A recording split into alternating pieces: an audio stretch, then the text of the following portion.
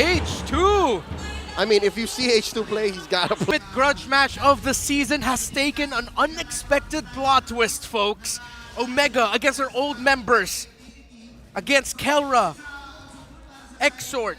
Not Exort. E2 Max. Why not? There we go. Have sent the entire barangay against them. The veterans have come to play. How will Onic respond in this game number 2?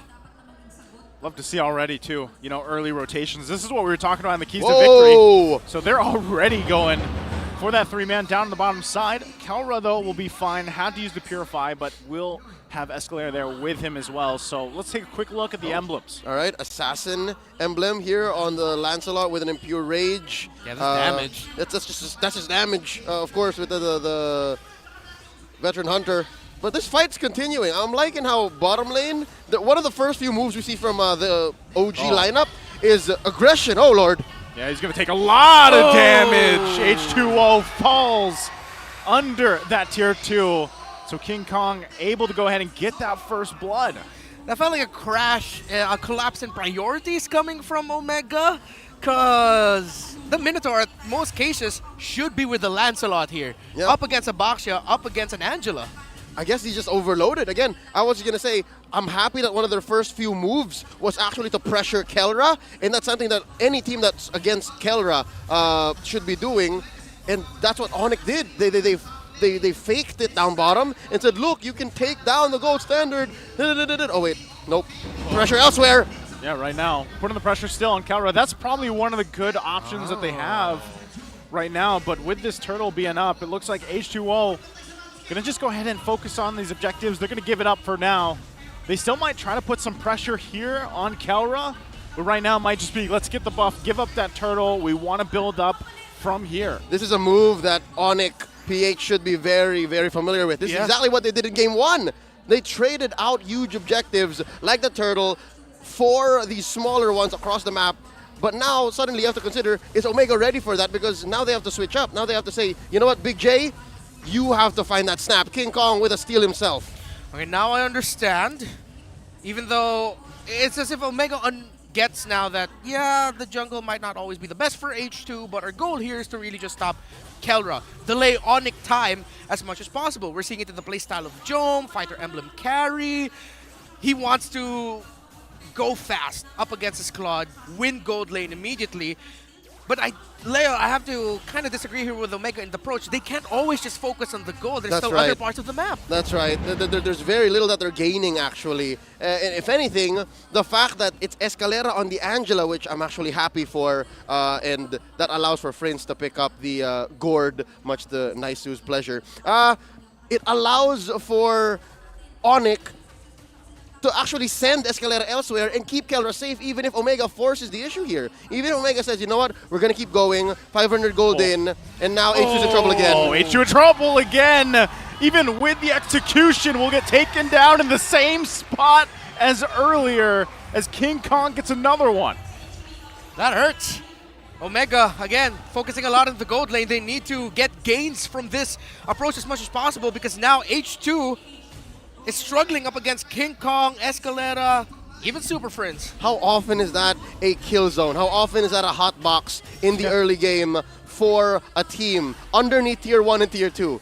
So that just shows how fragile Omega's box is right now. Yes, they had an early approach of let's pressure Kelra, but the question is how far can you take that? And we're not even considering the upper quarter. We haven't really talked about the whole Gem versus Ryota matchup. Yeah. So far, Ryota just actually built up his War Axe. Yep. And usually it's a big 50-50 between these two. They both hurt, they both regen. So it's like, all right, whoever wins this lane is just straight up better. And with that, better or not, this is going to be another objective in the hands here of Onic Philippines. And that makes me wonder, right? When I was asking this in the draft, you see Baxia picked up first. You still go the route of picking the Lancelot into it, right? So now, not only that matchup is a little bit tougher, especially having an Angela in the hands of Escalera here, but now you're kind of a little bit behind. I mean, you see it there, right? And he's struggling to get in these objectives. So in order for something to really change here, Smart Omega has to find a pickoff, a kill, at least to keep things close together before they get to those Lord fights. Oh, this is what we were talking about earlier. The last time H2 Oh. played, Season 11. Oh, bottom side, Rebo going to be in trouble, flickers out. We'll be able to survive, Oh. one hit away. Now Jome trying to help him, keeping it down. Calra, though. Oh, okay. Okay, they got to respect the damage. Meanwhile, in the mid lane, once again, H2O, he's probably having flashbacks of that side of the turret right now. Yeah. Again, it's a glass house here that Omega's playing with. There's very little they're putting on the board to actually assert dominance and say, you shall not pass. This ride is only open for people of this height. No, it doesn't work like that. Onic can actually just go wherever they want. And I'm thinking of a solution now. Earlier, we were asking, how can Omega leverage this? And how can they make sure that they get into a position wherein they're actually threatening anything from Onic? Because so far, they've taken nothing. 6 minutes in, it's actually Onic who's actually lived inside Omega's base, rather Omega's jungle. Yeah, well, one thing I want to see Omega try is if they spot an opportunity to even just like use their abilities to take down two, just go for it, and then just back off. Of course, find the right timing, not too soon before an objective, things like that. But they can't just try to look for a picture-perfect setup as King Kong invades. Hard guard are we going to be used? They're going to go ahead and try to get this purple buff. Fury comes down. There's the gush, forcing Rebo back. H2O goes in. Super Friend's still going to be alive, though, but they have nowhere to run as they get continuously stunned under the tier 1, forced out of there. All right, if there's ever a first kill from Omega, it's got to be from Super Friends, unguarded, and that's about it. It's so hard to take a pick off of Kelra, has a Purify, maybe Escalera. But Escalera is very rarely going to cross the river, especially as long as it's still the turtle phase, or especially until they can't confirm a kill. Yeah. Because look, I've never seen Escalera actually cross the river. Yeah, the times we'll see Escalera is him putting his ultimate onto someone, the hard guard onto someone. Exactly. And now I understand the dilemma of Omega, where they were, it feels like they were forced to pick the Lancelot because they needed more heroes to reach that gourd. Who we've seen in the sequences now is the big problem for Omega. Jumping in once again, Exort has to flicker out, but it will get taken down by the waves. EG comes down, the Eternal Guard there to help him in the front side, but it's not going to be enough. Kelra, though, did fall off camera to H2O, able to find a kill there in that mid lane. So far, Omega's still solving a problem that they had faced at the 3 or 4 minute mark. And Onic are looking forward here to this Lord coming in a minute and a half. And there's very little that Omega's bringing, very little that Omega can actually consider to do, especially since now King Kong can actually get to these buffs with very little punish. I'm wondering where H2's looking for farm. Look, he's looking for farm in lane. Yeah, he's just grasping at straws. Oh, no, Exort. That's tough. And that's why the Gourd is so strong. Again, even under the turret, you're not safe. Yeah, Asaka said to Zuko, that's rough, buddy. He had nowhere else to go there. It's like, it looked like at one point Exort just said, this is my fate now. Yep. Especially knowing that he didn't have the flicker available. Now crashing down, just with the pressure alone by the drive-by. They're going to go in under the turret. Turret's going to be worked on. They're fighting for it. Rebo going to be in trouble. Flickers into the wall and will fall there under the tier 2 right now. They're struggling. Jome. Big J. Can he do anything, though? Escalera's going to find him, trying to get the kill. There's a flicker out, though. Jome in trouble. Gets taken out by Super Fritz. In recent history, we've actually seen carries do that. We've seen carries take pixel brushes, river brushes, and then get maybe a 2v1 kill or any kind of trade. But not at 9 minutes, not when you're down about 3,000, 4,000 gold, and when the rest of your team are either respawning or are elsewhere inside your base. That was very risky from Jome, and again, now you're seeing maybe signs of desperation, maybe signs of communications breaking down, where Omega's just saying, you know, let's just get something. Yeah. Onic now still in control, and I can see them continuing this unless there's a big error coming from their side. Because Omega, they do not have the greatest punish power in the world. You see them, Ryota struggling already. Armor already taken out. Again, they're just going to leave Kelra there to work on the Lord. Keeping Omega at bay the best they can till the Lord's ready for taking. King Kong goes in, gets it secured. And now Onic Philippines, a massive lead ahead. Kelra just picked up the corrosion site there, now has a Trinity. So he's barreling on miles ahead from Jome. Checking out that gourd here, sitting at 205. Definite menace from Omega. Also has his version of the Trinity, the Tranche, the Ice Queen Wand, and the Talisman. And as if that wasn't enough, Escalera just picked up his fleeting time. So now every kill, much like Martise's Decimate, now just snowballs onto one another. So they can pick fights on fights on fights, and ults are not going to be an issue. Wait, so the third item the Keller built was the Corrosion Scythe? Correct. That's what you just mentioned? That's Oh, the last item interesting. he built. Okay, I get it. It's because he's up against a fighter carry in that lineup of Omega. He went DHS first, Yep.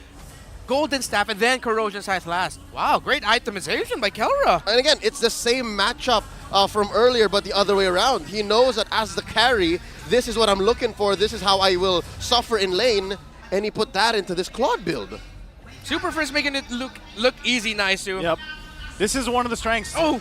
You know, you can just fire off from there. H2O going to pump out quite a bit of damage, though. Ooh, okay. They're going to have to respect that, but once again, the assault on the base is still going to continue top side. Eternal Guard going to jump down the gun, forcing Dome to flicker as well. Thinking he was going to go down, and now Rebo takes the stun, but they hold on to the turret for now. Big J lives, the inhibitor lives, and Omega here to see another Lord. Coming in about 80 seconds, I don't think they're in any position to contest, but at least they can breathe and, you know, sigh some bit of relief knowing that, hey, we still have our turrets. We can still kind of punish. The punish is not impossible. It's not a 0% chance.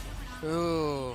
Something that I want to point out here that as we look at the Infinix hand cam, folks, King Kong has been really timing that shield unity whenever H2 comes in to get a moment to stun H2 before he can Phantom Execution away.